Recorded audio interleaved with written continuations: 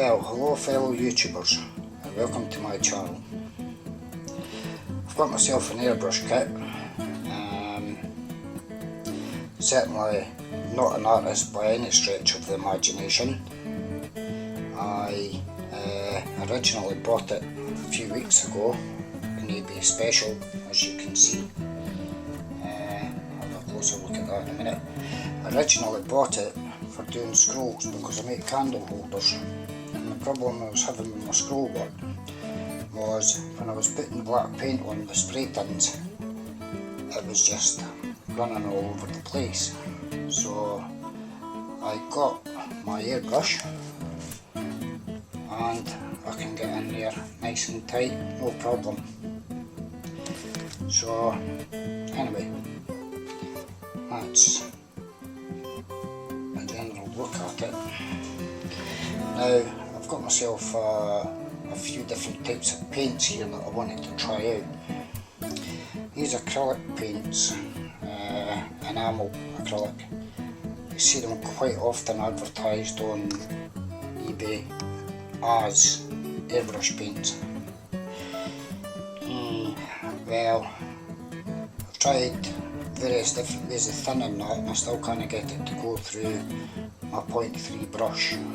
Although having said that, it isn't a high quality brush, it's just a brush that came with a compressor, which is the AB 132 series.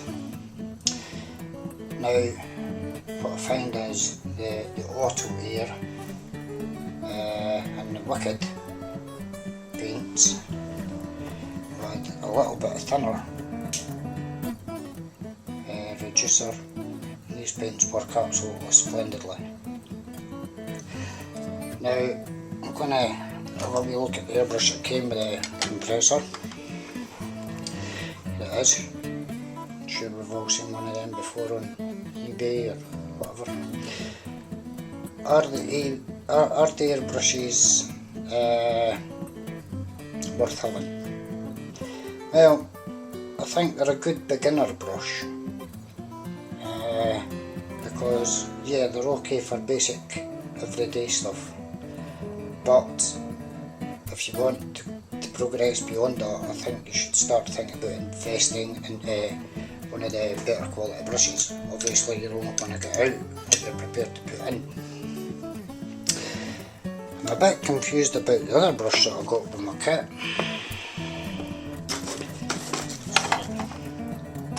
I'm trying to hold the camera and open this up at the same time. There you go. Can't remember what the number is on that. Just give me a second, check it. Making an awful noise here, guys.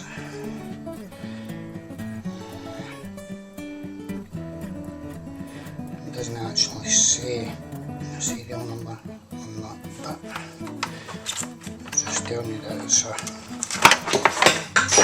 0.35. Just dropped everything on the floor.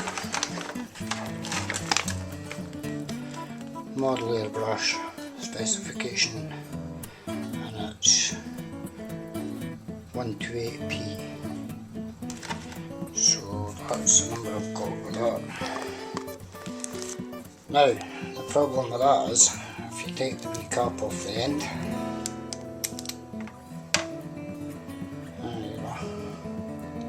it sprays okay, but if you have a look in there, I don't think that's been cast properly, because if you can see the hole, there's a little hole in the side and the rest still filled in. I'm not so sure that that should be filled in. I think that should be one big hole there in the nozzle cap, or needle protector part, whatever it's called. Now guys, first thing I'm going to say is I am no artist by any stretch of the imagination. Never have been and probably never will be.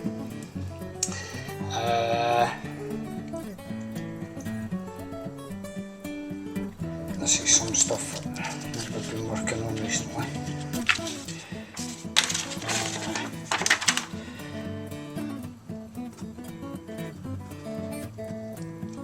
To be honest, I got it for doing the scrolls and then decided it might be nice to get when I do stencils and just play around with the stencils. As you can see, that's what I've been doing. Now,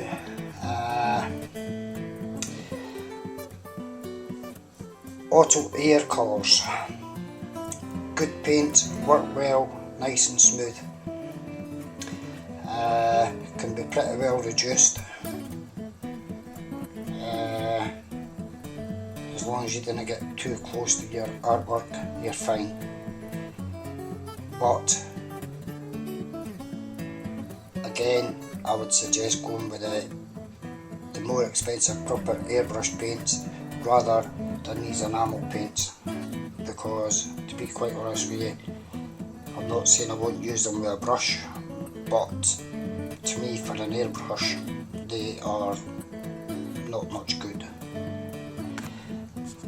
Wicked paints, wow, what can I say about them? That's exactly what it says on the tin, pure wicked. For the people that are just starting out in airbrushing and thinking about getting a set, which is the people that I'm aiming this video towards really, if you're thinking about using the wicked paints, be careful with the thinners, because it thins down very, very easily and very smooth going through the brush. It doesn't need a lot of thinners. So let's go and have a look at the compressor then. Now, if you have a look at this, I got the compressor with the tank. Yeah, sorry about that, my batteries went flat. Like I say, El Cheapo off eBay, I think I paid about £75 for the compressor with the tank, because you pay a bit extra for the tank. And that came pre-assembled. And I got the 2 airbrushes with that for £75. To be honest, do I think it was worth the money? Yeah, definitely. Although I'm not really very good with it, I am having a lot of fun learning about it. Now we'll go around the other side and I'll let you see the other side of it.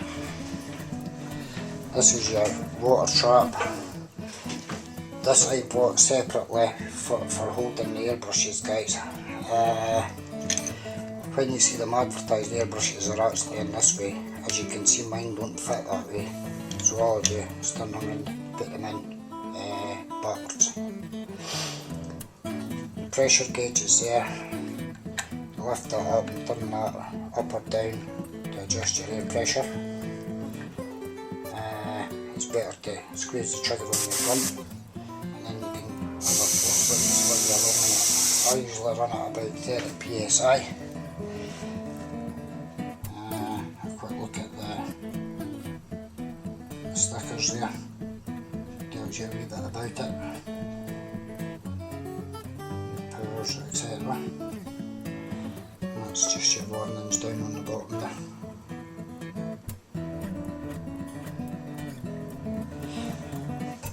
So anyway guys, I hope some of the new starts have found what I've said, or some of what I've said here at least, to be helpful in some way or another.